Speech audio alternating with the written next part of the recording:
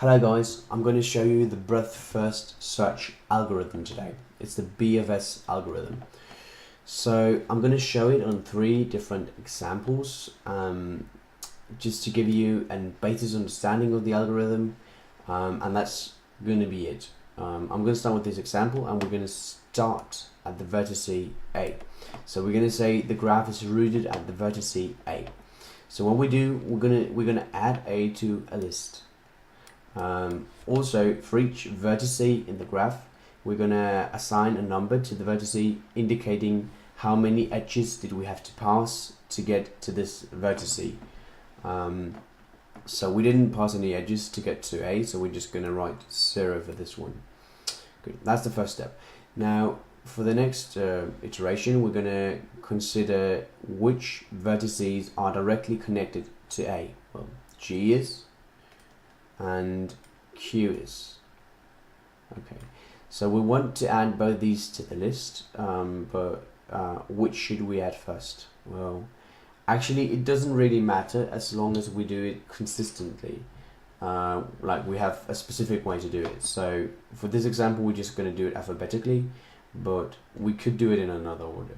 So, well, G is before Q in the alphabet, so we're going to add G and then we're going to add Q. And we visited one edge for both of them, so we're going to write 1 and we're going to write 1. So now we're done with A.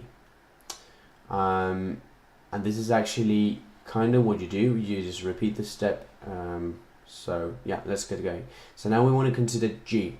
From G we can get to L directly, we can get to E, and we can get to Q.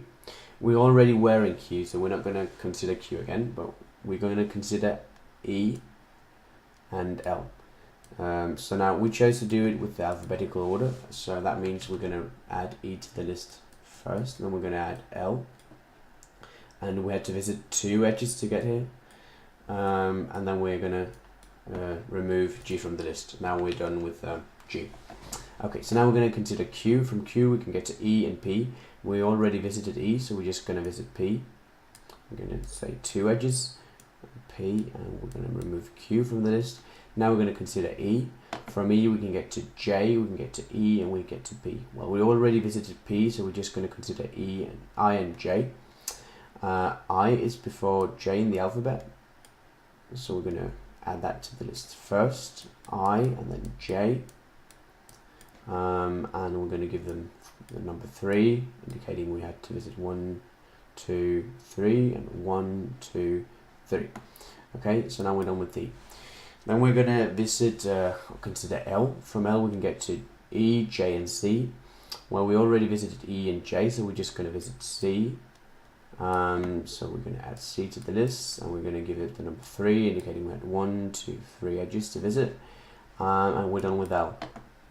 Now, from P we can visit I and D, but we already visited I, so we're just going to go to D. We're going to give it the number 3, add it to the list, and remove P. Now we consider I. From I we can go to N, M, and D. We already visited D, so we're just going to go to M and then N. M is before N in the alphabet, so we're just going to write M and then N in the list, and we're going to give them the numbers 4, indicating 1, 2, 3, 4, 3, 4, and we're going to remove I. Good. Now we consider J. From J we can go to B, N, and I. We already visited N and I, so we're just going to go to B, remove J, just give B the number 4. And from C we can go to S. That's the only one we didn't visit before, and we give it the number 4 again. And then we consider D. From D we can go to M and H. We already were in an M, so we're just going to go to H, give it the number 4, add H to the list, and now we are actually done. But we might want to just do the algorithm through fully out to like see why we're done. So if we look at M points to H. Well, we already visited H, so we shouldn't do anything for M. Okay, we're just going to remove M from the list then. Well, if we consider N, well, N only points to M, and we already visited M, so we're just going to remove that from the list. The same goes for B and S. And then finally H, it doesn't point at anything, so we remove it from the list. Now we have an empty list, and then we're done. Okay, so that's the first example. I'm going to do the second one a bit faster. Again, we're going to have the graph rooted at A. We're going to start with the vertex A. So we're going to add it to the list, and we're going to consider, well, J, L, and G and I are all connected to A. G is the first one in alphabetical order, so we're going to write G, then I, then J, and then L. So we're going to say, well, we can get anywhere from here. Okay, so again, we have A is, we can get to A by following 0 edges, and all of these we have to follow 1 edge. Good, so now we're done with A. If we consider G, well, from G we can go to D, follow 2 edges, and well, we already were an I, so we're not going to consider that. So if we look at I, we can go to M, we follow 2 edges, and from J we can go to H. Oh, we just had to write, sorry, so from I we go to M, yeah. So from J we can go to H, and we had to follow 2 edges, and from L we can go to F, and also we had to follow 2 edges. Good. So what happened is, actually we had to go right because we couldn't go down because we already visited all the vertices. The same will go for this level and the next, or this column and the next again. So, well, we could follow the algorithm and write all out, but we could also just like, well, write the same again, because that's what's gonna happen. If you're unsure about this, just follow the algorithm, take an image of where we are right now, and just do the algorithm and check whether what I'm saying is bullshit or not. So this gets 3, 3, 3, 3, and 4, 4, 4, 4. Now, which one of these should point to the end? That's actually the big question. Well, we started with G because G is the first in the alphabet, and for all of the others we will just follow like the next one. So, well, G was the first one in the first column. If we like, I'm just gonna pick another color for that. So if you like look at this as a column, we can see this G, I, J, L, that's actually a column, and D, M, H, this is an H, and F, that's the next column. So actually we're always starting with the vertices in this, in this row. So this would also happen like when we are here.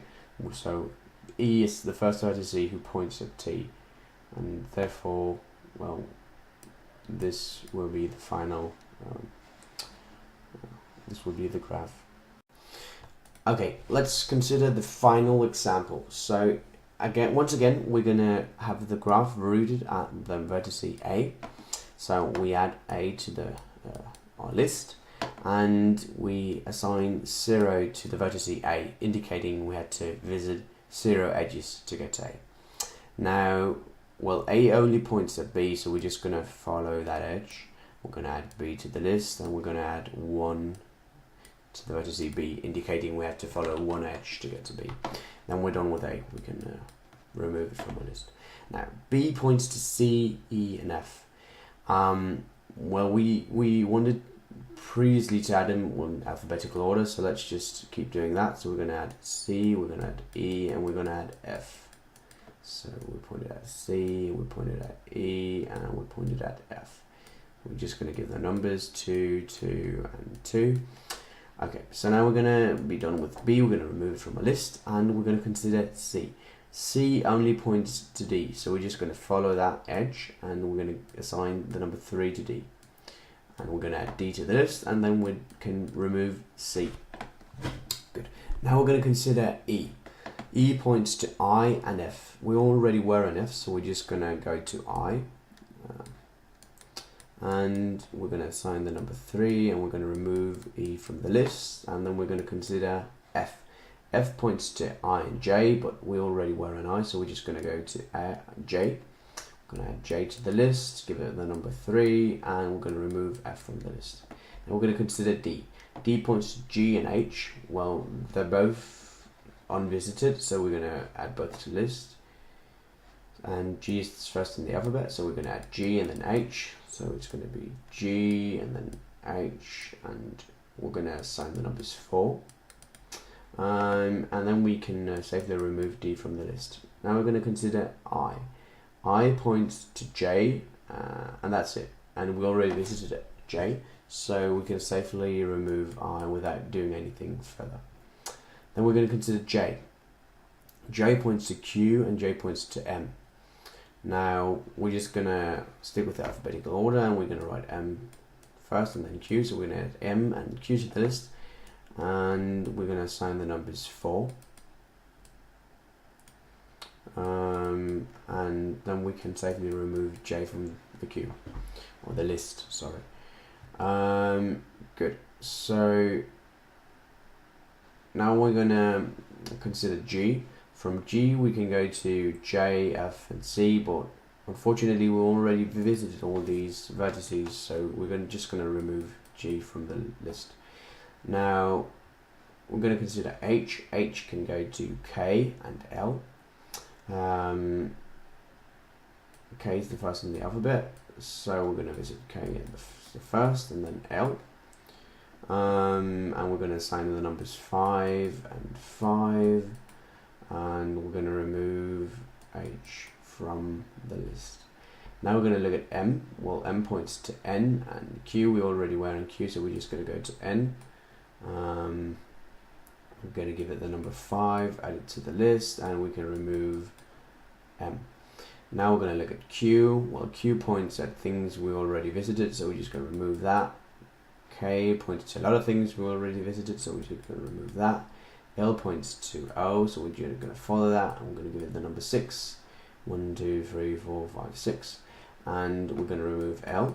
Then we're going to add O to the list, and we're going to look at N.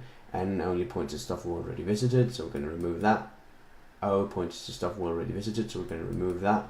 Now our list is empty and the algorithm is done. So that concludes the walkthrough of the breadth first search. I hope you enjoyed the video, and I hope you learned the basis of the algorithm.